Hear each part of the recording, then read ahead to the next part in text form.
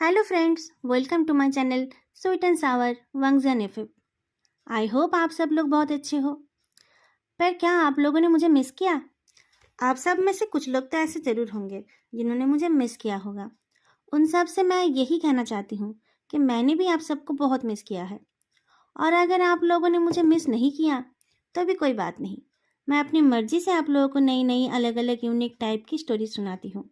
आप लोगों को वो स्टोरीज अच्छी लगती हैं तो मुझे भी अच्छा लगता है। फिलहाल कुछ दिनों से मैं थोड़ी परेशानी में हूँ, जिस वजह से रेगुलरली स्टोरी सुना नहीं पा रही हूँ। मैं एक सीरीज लाने वाली थी, उसी का प्लॉट सोच रही थी, पर मुझे लगा कि फ़िलहाल एक शॉर्ट स्टोरी सुना देना ज़्यादा अच्छा होगा। कुछ टाइम पहले मैंने चेंज्ड नाम की एक शॉर्ट स्टोरी सुनाई थी।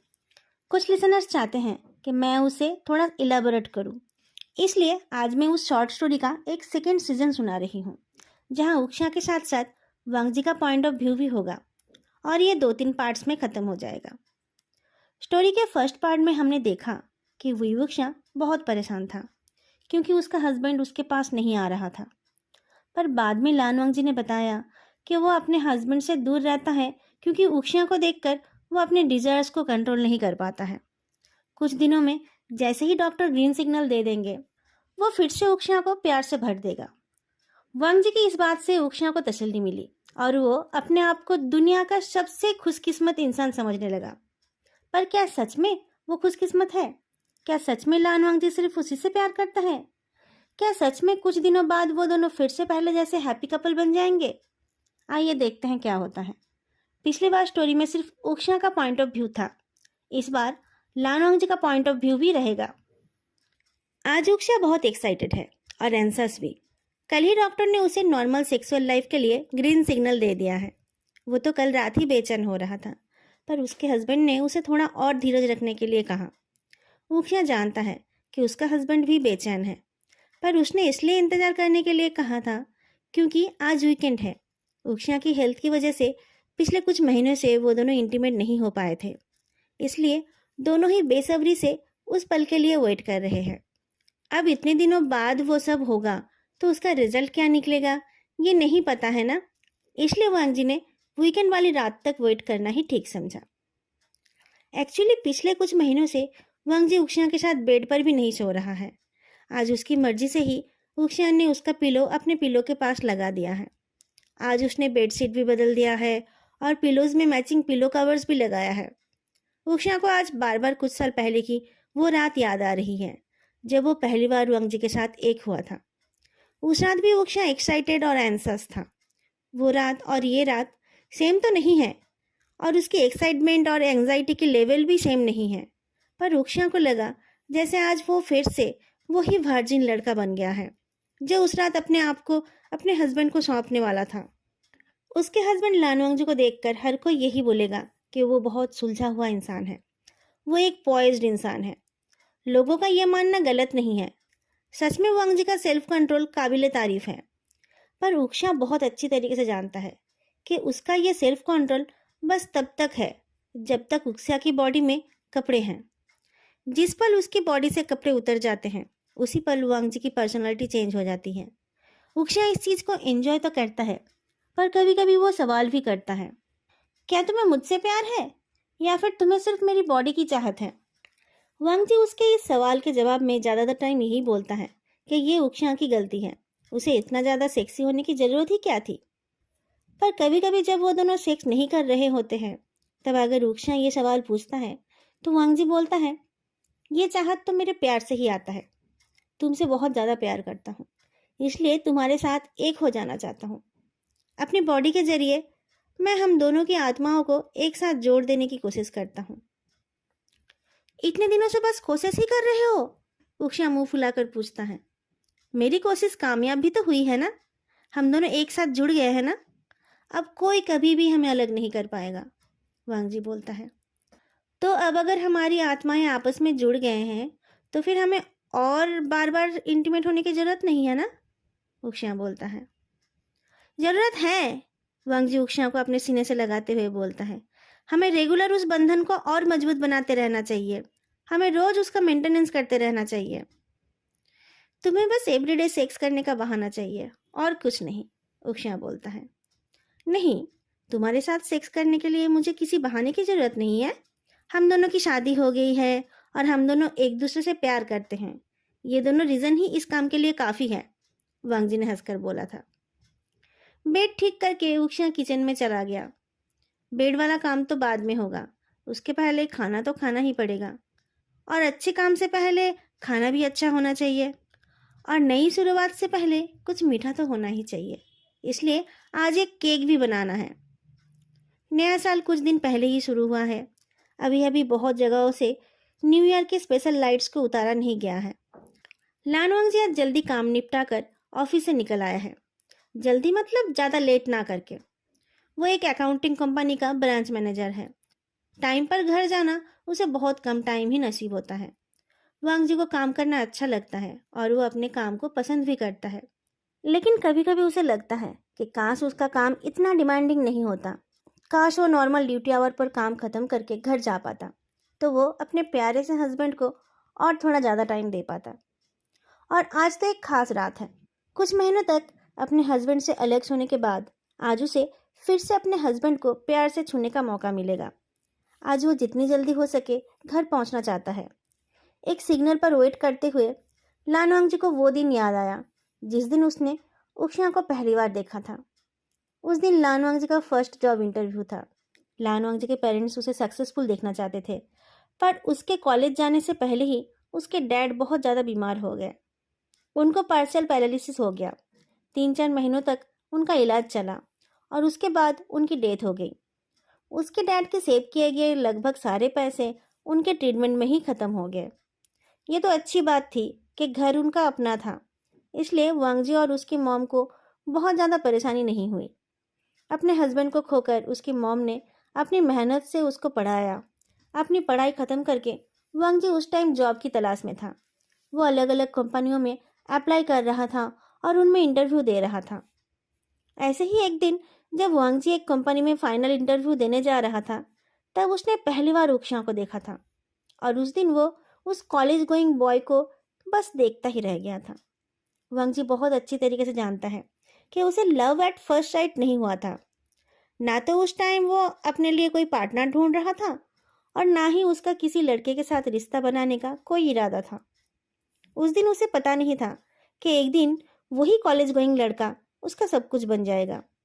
वो तो उस पल बस उस लड़के के हंसते मुस्कुराते चेहरे को देखकर सब कुछ भूल गया था। कुछ दिन पहले वो भी तो कॉलेज में पढ़ता था, पर क्या वो उन दिनों में कभी इतना खुश था? वो कभी दुखी नहीं था। उसे अपने पसंद का सब्जेक्ट पसंद के कॉलेज में पढ़ने का मौका मिला था। डैड नहीं रहे थे, पर उसकी मॉम उससे बहुत प्यार करती थी। डैड जब जिंदा थे तब वो भी उससे बहुत प्यार करते थे, उसका ध्यान रखते थे। पर क्या वांग जी ने कभी ऐसे दिल खोलकर हंसा था? शायद नहीं। उसने अच्छा रिजल्ट किया है और उसकी जॉब हंटिंग भी ठीक ठाक ही चल रही है। जिस इंटरव्यू के लिए वो जा रहा था उसमें सिलेक्ट हो जाना उसके लिए बहुत अच्छी बात थी। पिछले राउंड में उसके परफॉर्मेंस अच्छे थे। शायद उसे अपनी डिमांड के अकॉर्डिंग सैलरी भी मिल जाएगी। उसकी मॉम ने उसके लिए बहुत मेहनत की है। जॉब मिलने पर वो उन्हें आराम कराएगा, उनकी हर तमन्ना पूरी करेगा। सब कुछ ठीक ही है, पर क्या वांग जी ऐसे खुलकर हंस सकता है? इस सवाल का जवाब वो खुद जानता है। वांग जी कभी भी उस लड़के की तरह नहीं बन सकता। मेट्रो में भीड़ थी और उन स्टूडेंट्स को बैठने की जगह नहीं मिली थी। 5-6 लड़के लड़कियां एक जगह पर गोल बनाकर खड़े थे। सीट मिले या ना मिले, इससे उनको शायद कोई फर्क ही नहीं पड़ रहा था। वो लोग तो आपस में बातें करने में बिजी थे। पर वांग जी उन सब स्टूडेंट्स को नहीं देख रहा था। उसकी नज़र तो बस एक ही लड़के के ऊपर ही अटकी हुई थी। सब बातें कर रहे थे, पर उस लड़के की तो आंखें भी बोल रही है और मुस्कान भी। लानवांग जी ने शायद उससे पहले इतना जिंदा दिल किसी को कभी नहीं देखा था। वैसे वो कभी किसी को देखता ही कहाँ था। वो तो हमेशा अपनी पढ़ाई में और एग्ज़ाम की तैयारी में ही बिजी रहता था। फिर आ गया जॉब एप्लीकेशन और फिर इंटरव्यूज़। आज शायद फाइनली उसकी जॉब कंफर्म हो जाएगी। लानवांग जी ने उस लड़के के ऊपर से नज़रें हटाकर अपने दिमाग को कंसंट्रेट किया। कुछ घंटे बाद वांग जी फिर से मेट्रो में बैठा था। सुबह जब वो जा रहा था उस टाइम वो कॉन्फिडेंट तो था, पर थोड़ा सा अनसर्टेन भी था। पर इस टाइम वो खुश है। उसके बैग के अंदर उसका पहला अपॉइंटमेंट लेटर है। नेक्स्ट वीक से ही वो जॉब ज्वाइन करने वाला है। 3-4 स्टॉपेज बाद जब कुछ कॉलेज स्टूडेंट्स उसके सामने आकर खड़े हुए, तब वांग जी को वो सुबह वाला लड़का दिख गया। इस टाइम वो लड़का थोड़ा थका हुआ तो दिख रहा है, पर उससे उसकी आंखों की चमक में कोई कमी नहीं है। सुबह वो स्टूडेंट्स दूर थे, इसलिए वांग जी को नहीं पता था कि वो लोग क्या बातें कर रहे थे, पर इस टाइम उसे इनकी कुछ कुछ बातें सुनाई देने लगी। वैसे तो वांग जी कभी दूसरों की बातें नहीं सुनता है, पर पता नहीं आज उसे क्या हो गया। शायद वो उस लड़के की आवाज़ सुनना चाहता था। उसने अपनी नजरें को तो नीचे कर ली, पर उसके कान ऊपर ही रह गए। अचानक किसी बात पर वो क्यूट सा लड़का जोर से हंसने लगा। लानोंग जी का चेहरा सबकॉन्शियसली उसकी तरफ घूम गया। उसको स्टेयर करते देख उस लड़के ने अपनी हंसी रोक ली और सॉरी बोलते हुए अपनी वॉइस को नीचे कर ली। उसके बाद उसने मुस्कुराकर अपने दोस्तों के कान में कुछ विस्पर किया। वांग जी ने फिर से नजरें फेर ली। उसके बाद उस लड़के की आवाज़ और सुनाई नहीं दी। वो धीमी आवाज़ में बातें करने लगा। लानोंग जी हमेशा थोड़ा रिजर्व रहता है और उसे शोर शराबा पसंद नहीं है। तेज आवाज़ में बातें करना और हंगामा करना उसे बिल्कुल भी पसंद नहीं है। पर आज उस लड़के की हंसी उसे बुरी नहीं लगी थी, बल्कि उसे लगा कि जैसे उस लड़के की हंसी की आवाज़ उसके सीने के अंदर भी गूंज रही थी। लानोंग जी ने एक पल के लिए सोचा कि शायद उस लड़के की हंसी की वजह से उसका दिल खुश हो गया, पर शायद उसका दिल पहले से ही खुश था। होगा भी क्यों नहीं, आज तो उसे जॉब मिली है। आज उसकी मॉम भी बहुत खुश है। अगले मंडे से लानोंग जी ऑफिस जाने लगा और उस दिन से लगभग हर रोज ऑफिस जाते टाइम उसे वो लड़का दिखने लगा। लानोंग जी की जर्नी थोड़ी लंबी होती है। वो पहले से ट्रेन में होता है जब एक जंक्शन में वो लड़का अपने दोस्तों के साथ मेट्रो में चढ़ता है और फिर वांग जी के उतरने से 2-3 स्टेशन पहले ही वो लोग उतर जाते हैं। वो स्टूडेंट्स कभी कभी वांग जी के पास खड़े होते हैं, कभी बहुत दूर, कभी कभी शायद वो लोग दूसरे कोच में रहते हैं, कभी कभी वांग जी को वो लोग प्लेटफॉर्म में खड़े दिखते हैं, कभी मेट्रो से उतरकर एस्केलेटर में चढ़ते हुए दिखते हैं। लानोंग जी को खुद को नहीं पता था कि क्यों उसकी नज़र हर रोज उस लड़के को ढूंढती है, पर शायद उसके दिल ने उस लड़के के हंसते चेहरे को अपना लकी चार्म समझ लिया था। क्योंकि जब वो उस फाइनल इंटरव्यू के लिए जा रहा था, तब उसे उस लड़के की मुस्कुराता चेहरा दिखा था। उसे उस दिन जॉब मिल गई थी, पर फिर उस दिन घर जाते टाइम भी उसे वो लड़का दिखा था। उस दिन उसकी मॉम भी बहुत खुश हुई थी। लानोंग जी के दिमाग ने ये सब नहीं सोचा, पर उसके दिल ने ये सब मान लिया। जिस दिन वांग जी को ये लड़का नहीं दिखता था, उस दिन पता नहीं क्यों वो पूरा दिन दुखी रहता था और उसका काम भी ठीक से नहीं हो पाता था। लकीली वो लड़का ज़्यादातर दिन उसे दिख ही जाता था। कुछ दिनों में लानोंग जी को पता चल गया कि वो कौन से कॉलेज में पढ़ता है। धीरे धीरे उसे ये भी पता चला कि उस लड़के का नाम उक्ष्या है और वो फाइनल ईयर का स्टूडेंट है। लानोंग जी ने कभी उस लड़के से बात करने की कोशिश नहीं की। ना तो वो अजनबियों से बात करने में अच्छा है और ना ही उसने कभी उसकी ज़रूरत समझी। कुछ दिन ऐसे बीत गए। लानोंग जी मेहनती और तेज दिमाग वाला इंसान है, इसलिए वो बहुत जल्दी काम सीखने लगा। सुबह उक्ष्या का चेहरा देखकर उसका दिन तो अच्छा चलने लगा, पर शाम को उसे ना देख पाने का दुख उसकी रातों की नींद चुराने लगा। फिर एक दिन वांग जी को उक्ष्या नहीं दिखा। सिर्फ वो नहीं, उसका कोई दोस्त भी नहीं दिखा। लानोंग जी का मन बेचैन हो गया। क्या आज उनके कॉलेज में छुट्टी है? हो भी सकता है, कॉलेज में ऑफिस से ज़्यादा छुट्टी होती है। लानोंग जी ने अपने आप को संभाल लिया। वो एक अनजान लड़के को देखने के लिए इतना बेचैन क्यों हो रहा है? ऐसे अपनी खुशी के लिए उसे किसी अनजाने के ऊपर डिपेंड नहीं करना चाहिए। उस दिन तो वांग जी ने अपने आप को संभाल लिया, पर अगले दिन भी वो स्टूडेंट्स नहीं दिखे और फिर लगातार कुछ दिनों तक वो लोग दिखे ही नहीं, ना ऑफिस जाते टाइम और ना ही ऑफिस से वापस आते टाइम। वांग जी को लगने लगा कि शायद उसने बहुत इंपॉर्टेंट कुछ खो दिया है। एक दिन ऑफिस में रहते टाइम उसे खबर मिली कि उसकी मॉम अचानक बीमार हो गई है और उन्हें हॉस्पिटल ले जाया गया है। वो दौड़कर हॉस्पिटल जाकर पहुंचा, पर तब तक उसकी माँ की डेथ हो गई थी। लानोंग जी उस दिन इस दुनिया में बिल्कुल अकेला हो गया। उसकी मॉम की तरफ से तो कोई रिश्तेदार कभी थे ही नहीं, पर उसके डैड का एक छोटा भाई है ये उसे पता था, पर वो पता नहीं कहाँ रहते हैं। लानोंग जी के साथ उनका कोई कांटेक्ट नहीं था। उसने अकेले ही सब कुछ किया। उसके कुछ पड़ोसियों ने और उसकी मॉम के कॉलिग्स ने उसकी मदद की। उन लोगों ने उसे गाइड किया, कुछ ज़रूरत पड़ने पर उन्हें कॉल करने के लिए कहा। शायद ज़्यादा ज़रूरत पड़ने पर वांग जी उनको कॉल करेगा भी, उनके दरवाजे पर भी जाकर खड़ा हो जाएगा। पर क्या वो लोग उसकी फैमिली बन पाएंगे? नहीं ना।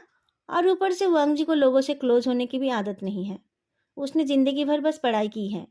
उसके पेरेंट्स ने उसे बस वही करना सिखाया था, लोगों से मिलना जुलना तो सिखाया ही नहीं था।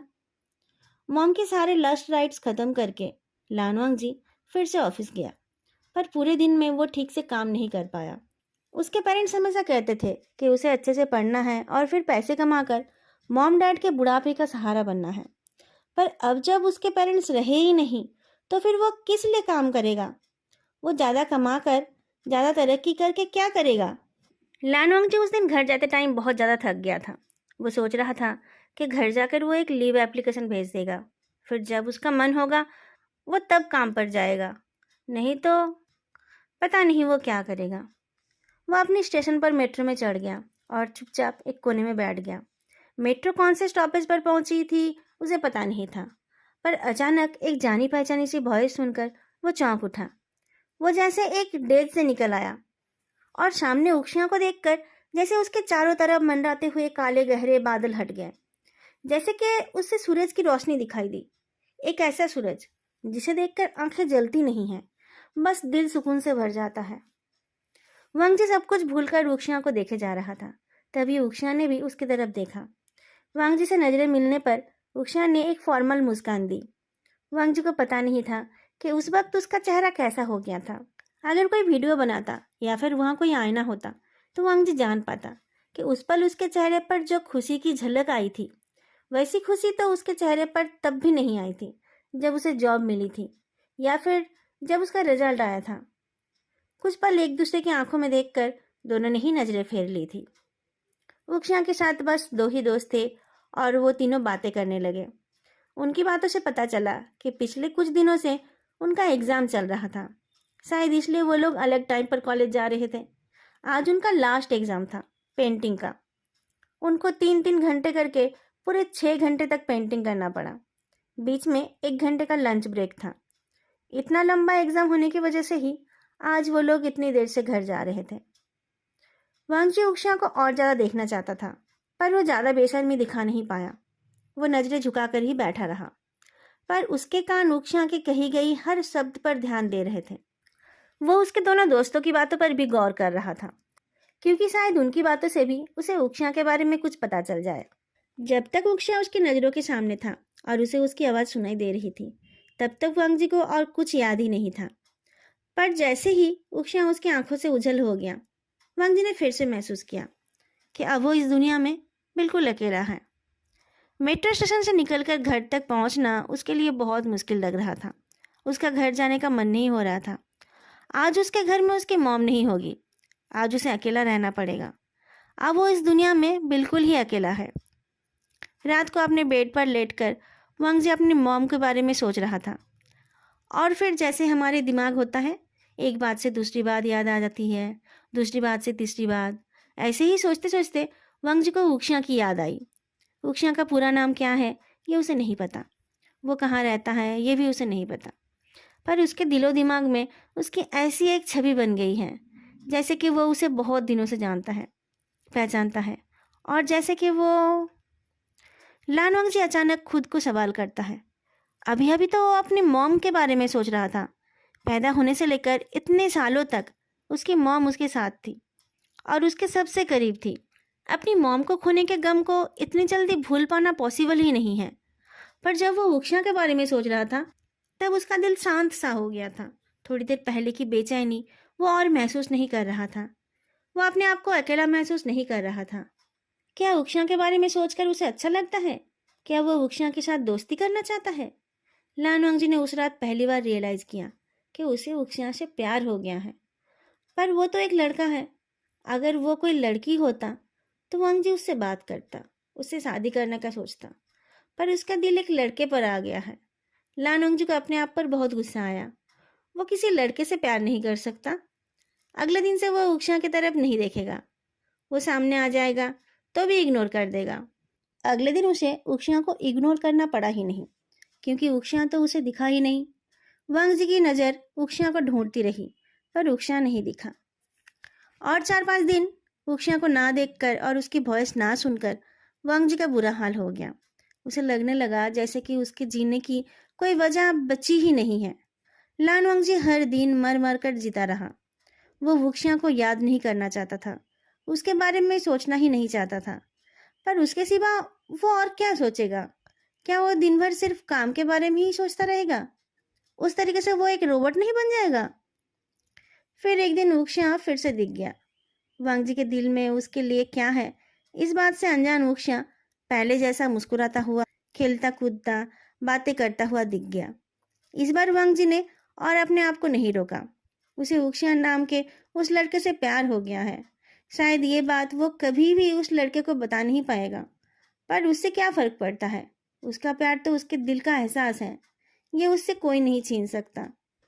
उस दिन के बाद से लगभग हर सुबह ही वो वुक्शिया को देखता रहा।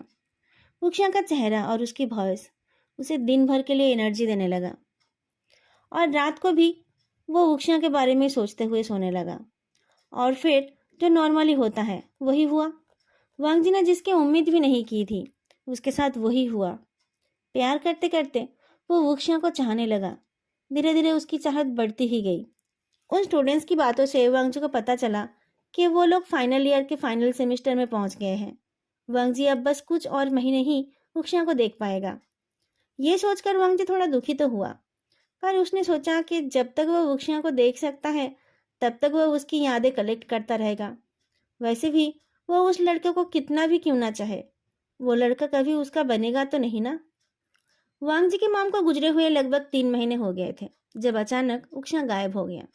उसके बाकी के दोस्त तो एज यूजुअल कॉलेज जा रहे थे, पर वुक्शिया कहाँ गया? वांगजी जानना चाहता था, पर किसी से पूछ नहीं पा रहा था। वो स्टूडेंट्स भी हमेशा उसके पास खड़े नहीं होते थे। वांगजी को हमेशा उनकी बातें सुनाई नहीं देती थी। पहले वांगजी अपनी सीट से उठना नहीं चाहता था, पर वुक्शिया के बारे में जानने के लिए उसे ये भी करना पड़ा। वो अपनी सीट छोड़कर उन स्टूडेंट्स के पास जाकर खड़ा हुआ। वुक्शिया के दोनों पेरेंट्स एक्सीडेंट में मर गए हैं। वांगजी, जिसने अभी कुछ महीने पहले ही अपनी मॉम को खोया है, उसने वुक्शिया के दर्द को महसूस किया। वो भी अनाथ है और अब वुक्शिया भी। वांगजी ने तो फिर भी अपने पेरेंट्स को एक एक करके खोया था, और अपनी मॉम को खोते टाइम वो जॉब भी करने लगा था। पर वुक्शिया तो अभी भी स्टूडेंट है। पता नहीं वो कैसे सब कुछ संभाल रहा होगा।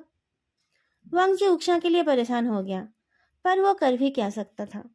जैसे उसने खुद से सब कुछ संभाला था, वुक्शिया भी वैसे ही सब कुछ संभाल लेगा। वैसे देखा जाए तो उनकी उम्र में बहुत ज़्यादा फर्क नहीं है, पर वुक्शिया एक स्टूडेंट है और वांगजी जॉब करता है। और वांगजी के पास तो वुक्शिया था। वुक्शिया को देखकर ही वो जिंदा रह गया था। पर क्या वुक्शिया की जिंदगी में भी कोई ऐसा है जो उसे जीने की उम्मीद दे पाएगा? वांगजी ने सोचा कि वुक्शिया के पास जरूर कोई ऐसा होगा जो उसे इस हालत में हेल्प करेगा, पर फिर भी वो अपने आप को रोक नहीं पाया। 2-3 दिन बीत जाने के बाद उसने वुक्शिया को दोस्तों से बात की, और फिर वो उसके घर जाकर पहुंच गया। घर मतलब एक छोटा सा रेंटेड घर। एक क्राउडेड मार्केट प्लेस पर बहुत सारे फूड शॉप्स में वुक्शिया के पेरेंट्स का भी एक फूड शॉप था। एक दिन अचानक उनके पास वाले शॉप के स्टोरेज एरिया में आग लग गई, जहां बहुत सारे ऑयल के डिब्बे रखे हुए थे।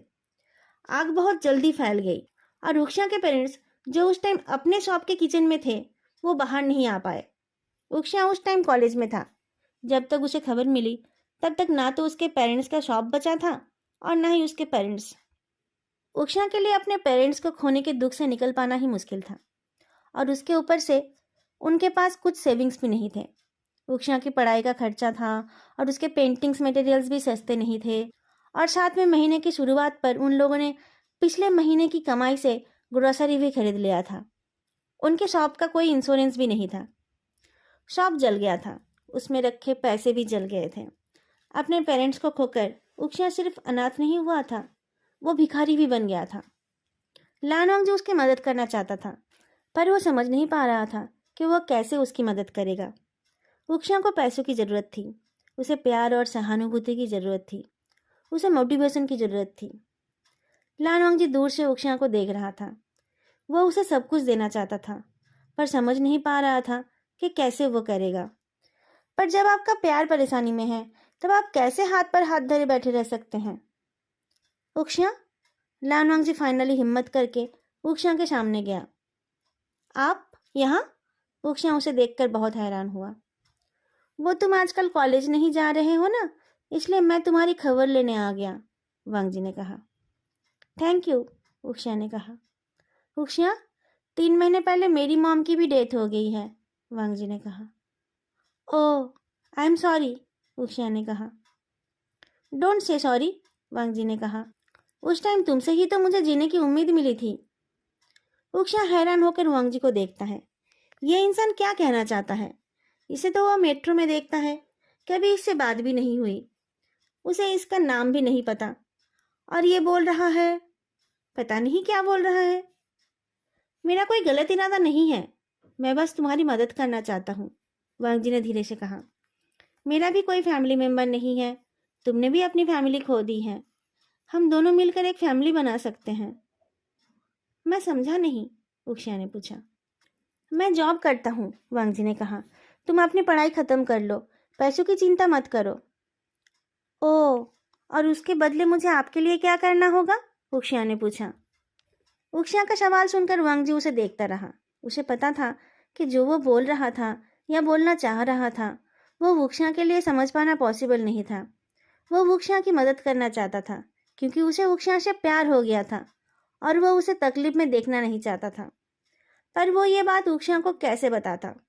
उक्षिया को उसका प्यार पसंद आएगा ये जरूरी तो नहीं था, और उक्षिया उसके जैसे एक अजनबी पर भरोसा भी कैसे करता? वांग जी तो उक्षिया को अपने साथ अपने घर लाना चाहता था, वो तो उसकी केयर करना चाहता था, उसे प्यार देना चाहता था, पर यह सब वो उक्षिया के मर्जी के बिना नहीं कर सकता था। लान वांग जी अपनी कार को पार्क करके अपने फ़ोन में ग्रोसरी डिलीवरी ऐप खोल लेता है। पूरे दिन में उसे उक्षिया के लिए कुछ ऑर्डर करने का टाइम नहीं मिला था। रास्ते में कहीं रुककर वो अपना टाइम वेस्ट भी नहीं करना चाहता था, इसलिए वो कार में बैठकर ही उक्षिया के लिए उसका फेवरेट चॉकलेट ऑर्डर कर देता है, और फिर कुछ सोचकर वो कुछ फ्रूट्स और जूसेस भी ऑर्डर कर देता है। और क्या ऑर्डर करना चाहिए? कलर्स? ब्रशेस? नहीं, इन सब मामले में उक्षिया थोड़ा सेंसिटिव है। ये सब उसे सिर्फ अपने पसंद के ही चाहिए होते हैं, और वांगजू को पता भी नहीं है कि अब उसको किस कलर की ज़रूरत है। ये सब सोचकर वांग जी ने सिर्फ फूड आइटम्स ही ऑर्डर किया, क्योंकि उसे पता है कि ये सब उक्षिया को पसंद है। ऑर्डर प्लेस करके वो कार से उतरकर अपने अपार्टमेंट की तरफ चलने लगा। उसे घर पहुंचकर फ्रेश होते होते उक्षिया को ये सब मिल जाएगा, और चॉकलेट्स तो उक्षिया को हमेशा पसंद आते हैं। चॉकलेट्स पाकर वो ज़रूर खुश होगा और वांग जी के साथ चॉकलेट शेयर भी करेगा।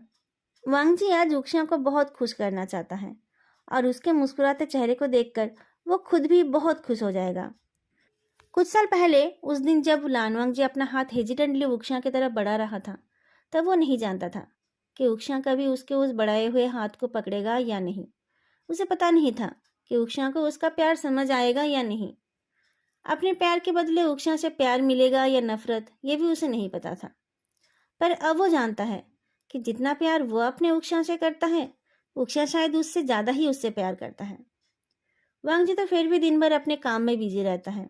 वो हर पल उक्षिया को याद नहीं कर पाता है, पर उक्षिया की तो जिंदगी ही वांग जी के आसपास घूमती है। वांग जी के लिए खाना बनाना, उसके कपड़े रेडी करना, ये सब करके जब वो पेंटिंग करने बैठता है, तब भी शायद वो वांग जी के बारे में ही सोचता है। इसीलिए तो दूसरे पेंटिंग्स के साथ साथ उसके कलेक्शन में वांग जी के भी बहुत सारी तस्वीरें हैं। उक्षिया को पता था कि डोर के बाहर वांग जी ही होगा, फिर भी डोर खोलकर अपने हस्बैंड का चेहरा देखकर वो बहुत खुश हुआ। आ गए तुम? उसने मुस्कुराकर पूछा। मैं ज़्यादा लेट तो नहीं हुआ ना? वांग जी ने पूछा। नहीं नहीं, मैं अभी भी खाना बना रहा हूँ, कहते हुए उक्षिया किचन में वापस चला गया। वांग जी भी अपने शूज़, अपना बैग, इन सब चीज़ों को ठीक जगह पर रखने लगा, और फिर बैग से लंच बॉक्स निकालकर वो किचन में जा पहुंचा। तुम्हारी तबीयत ठीक है ना? लंच बॉक्स को सिंक में रखते हुए उसने पूछा। मैं ठीक हूँ, उक्षिया ने जवाब दिया। वांग जी ने पीछे से उक्षिया के कंधे पर हाथ रखा और फिर उसके कंधे को दबाते हुए पूछा, इतना क्या बना रहे हो? तुम्हें अपनी एनर्जी किसी और काम के लिए भी बचा कर रखना चाहिए। इतने दिनों बाद वांग जी ने खुद से उसे छुआ। उक्षिया का चेहरा तुरंत लाल हो गया। उसने कहा, खाना खाऊंगा तभी तो एनर्जी मिलेगी। तुम्हें यहाँ कोई मदद चाहिए? वांग जी अपने हस्बैंड की सेक्सी गर्दन को देखते हुए पूछता है। नहीं, सब हो ही गया है, उक्षिया ने जवाब दिया। ठीक है, मैं फ्रेश होकर आता हूँ। एक डिलीवरी आने वाली है, तुम ले लेना, कहते हुए वांगजी चला गया। क्या ऑर्डर किया है? उषा चिल्लाकर पूछता है। तुम्हारे लिए ही है, तुम ही देख लेना, वांगजी ने भी चिल्लाकर जवाब दिया। थोड़ी देर बाद जब दोनों खाना खाने बैठे तब खाना देखकर वांगजी बहुत खुश हो गया। वाह, ये तो सारे मेरे फेवरेट डिशेस हैं, कहते हुए वो वुक्शिया के प्लेट में खाना देने लगा। पहले तुम ले लो, वुक्शिया ने कहा। तुमको ज्यादा अच्छे से खाना है, आज तुम्हें ज्यादा मेहनत करनी है, वांगजी ने कहा। अभी से शुरू मत हो जाओ, वुक्शिया ने सीरियस फेस बनाकर कहा। खाना बनाने में मैंने बहुत मेहनत की है, पहले इसे एंजॉय कर लो। हाँ हाँ, मुझे पता है, वांगजी ने खाने का पहला निवाला वुक्शिया के मुंह में दिया। सब्र का फल मीठा होता है और मेरा हस्बैंड तो सबसे ज्यादा मीठा है। तो फिर तुम खाने में मीठा नहीं खाओगे ना? वुक्शिया केक की तरफ इशारा करता है। खाऊंगा, सब कुछ खाऊंगा, वांगजी कहता है। फिर थोड़ा रुककर वो बोलता है, पता है, मुझे ऐसा लग रहा है जैसे कि आज हमारी फर्स्ट नाइट है। उसकी बात सुनकर वुक्शिया खांसने लगा। वांगजी ने उसे पानी का ग्लास दिया और उसका पेट रब करने लगा। आराम से, इतनी भी क्या जल्दी है? थोड़ा ठीक होकर वुक्शिया बोलता है, ये तुम्हारी वजह से है, तुम ऐसी ऐसी बातें करते हो। इतने सालों से तुमने मेरे साथ पता नहीं क्या क्या कर लिया है और आज बोल रहे हो कि आज फर्स्ट नाइट जैसा फील हो रहा है। वांगजी हंस देता है और बोलता है, तुम्हें पता नहीं है कि मैंने तुम्हारे साथ क्या क्या किया है? जब मैं वो सब कर रहा था तब तुम कहाँ थे? मुझे इसलिए नहीं पता है क्योंकि मैं अपने आप को तुम्हारे हाथ में सौंप देता हूँ, वही जिसे आत्मसमर्पण कहते हैं, वही करता हूँ, वुक्शिया ने कहा। आज मैं तुम्हारे सामने अपने आप को समर्पण करूंगा, उसके बाद सब कुछ तुम्हारी रेस्पॉन्सिबिलिटी हो जाएगी, वांगजी ने कहा। ला जा, वुक्शिया हेजिटेट करते हुए बोलता है। डॉक्टर ने तो कहा है ना कि मेरी बॉडी अब रेडी है, हम नॉर्मल सेक्स कर सकते हैं। तुम करते हो तो मुझे अच्छा लगता है, मुझे उसी की आदत हो गई है। पर वांगजी कुछ बोलने जाता है। कोई पर नहीं, तुम बस थोड़ा केयरफुल रहना, मुझे प्रॉब्लम होगी तो मैं बताऊंगा, वुक्शिया ने कहा। वांगजी को वुक्शिया की बातें माननी ही पड़ती हैं।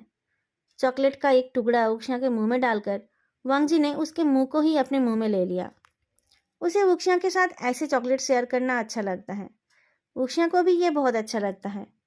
जब तक न चॉकलेट का वो टुकड़ा दोनों के मुंह में पूरी तरीके से घुल जाता है तब तक दोनों के होंठ अलग नहीं होते हैं।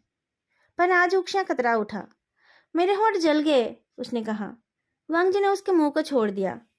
पर चॉकलेट तो मीठा है, तो फिर तुम्हारे होंठ तीखे हैं, वुक्शिया ने कहा। पर मैंने तो वही खाना खाया जो तुमने खाया, वांगजी ने दुखी होकर कहा। तुमने मिर्ची तो नहीं खाई ना? वुक्शिया ने पूछा। नहीं तो, वांगजी बोलता है। अच्छा ठीक है, वुक्शिया ने कहा। वांगजी ने वुक्शिया के गर्दन पर किस किया तो वुक्शिया फिर से कतरा उठा। क्या तुम्हें फीवर है? तुम्हारी सांसें इतनी गर्म क्यों हैं? फीवर तो नहीं है, वांगजी ने कहा। शायद मैं थोड़ा ज्यादा ही एक्साइटेड हूँ। वुक्शिया ने अपने हाथों से वांगजी की बॉडी का टेम्परेचर चेक किया तो उसने देखा कि वांगजी की बॉडी टेम्परेचर ठीक ही है। अब वांगजी अपने हाथों से वुक्शिया को छूने लगा तो उसने और कंप्लेन नहीं किया। क्या मैं तुमसे थोड़ा प्यार कर लूं? वांगजी ने बेचैन होकर पूछा। तुम्हें तकलीफ होगी तो तुम मुझे रोक लेना। कहते हुए वुक्शिया ने अपने आप को सौंप दिया। वांगजी ने फिर से वुक्शिया को किस किया, पर उसका रिएक्शन देखकर उसने किस करना बंद कर दिया। वांगजी को लगा कि शायद किसी खाने की वजह से वुक्शिया को उसके होंठ तीखे लग रहे हैं, इसलिए उसने अपने होठों को रोक लिया। उसने अपने हाथ से, गाल से और नाक से ही वुक्शिया को छुआ। वुक्शिया को अपनी पूरी बॉडी में ही गर्मी महसूस होने लगी, पर उसने फिर नहीं बताया। इतने दिनों बाद तो वांगजी उससे प्यार कर रहा है और वो फालतू में बार बार उसे रोक रहा है। ठंड कम होकर अब गर्मी आ रही है, शायद उसी वजह से उसे वांगजी की सांसें गर्म लग रही है। इंटरकोर्स के टाइम वांगजी आज पहले के कंपैरिजन में बहुत ज़्यादा जेंटल तरीके से पेश आया और वो बीच बीच में वुक्शिया के डिस्कम्फर्ट के बारे में पूछता रहा। वुक्शिया ने कोई कंप्लेन नहीं किया तो सब कुछ अच्छे से हो गया। वांगजी एक राउंड और करना चाहता था, पर उसे लगा कि वुक्शिया के लिए वो थोड़ा ज़्यादा हो जाएगा। वुक्शिया कुछ बोल नहीं रहा था, पर वांगजी को समझ आ गया था कि वो उतना ज़्यादा कंफर्टेबल नहीं था। अगर तुम ठीक रहते हो तो हम फिर सुबह करेंगे, वांगजी वुक्शिया को बाहों में लेते हुए बोलता है। तुम सेटिस्फाइड नहीं हुए ना? वुक्शिया ने पूछा। तुम्हारी सांसें अभी भी गर्म है। बहुत दिनों का डिज़ायर है ना, शायद ठंडा होने में 2-3 दिन लग जाए, वांग जी ने कहा। चलो अब सो जाओ। उक्षणा को बाहों में लेकर वांग जी सो गया, पर उक्षणा सो नहीं पाया। उसकी पूरी बॉडी जल रही है। उसे वांग जी की सांसों से जलन हो रही है। वांग जी की बाहों से अपने आप को छुड़ाकर वो नहाने चला गया। थोड़ी देर ठंडे पानी में नहाकर उसे आराम मिला और फिर वो पानी पीकर लेट गया। थोड़ी देर में उसे नींद आ गई। सुबह जब वांग जी की नींद खुलने लगी, तब उसे पिछली रात की बातें थोड़ी थोड़ी याद आने लगी। इतने दिनों बाद वो अपने हस्बैंड के साथ एक हो पाया है। उसे अपने हस्बैंड से और प्यार करना है। वो हाथ बढ़ाकर उक्षणा को अपने पास खींचने की कोशिश करता है। आह! उक्षणा दर्द से कतरा उठा तो वांग जी की नींद भाग गई। वो जल्दी से उठकर बैठा और फिर लाइट जलाकर अपने हस्बैंड को चेक करने लगा। बेबी, कहाँ प्रॉब्लम हो? वांग जी बोलते बोलते रुक गया और शॉक्ड होकर उक्षणा को देखने लगा। उक्षणा के चेहरे पर, गर्दन पर और उसके होठों पर उसे छाले दिखाई दिए। ये कैसे हुआ? वांग जी ने पूछा। उक्षणा के हाथों पर भी जगह जगह पर छाले पड़े थे। वो उठकर बैठता है और अपनी टी शर्ट उतारता है। उसकी बॉडी के बाकी हिस्सों पर भी छाले पड़े थे। दोस्तों, आज का ये पार्ट यहीं पर ख़त्म होती है। मुझे उम्मीद है कि आप लोगों को आज का ये पार्ट अच्छा लगा है। आप लोग प्लीज़ कमेंट करके बताना मत भूलना। फिर मिलेंगे अगले वीडियो में इस एफएफ के नेक्स्ट पार्ट को लेकर। तब तक के लिए बाय।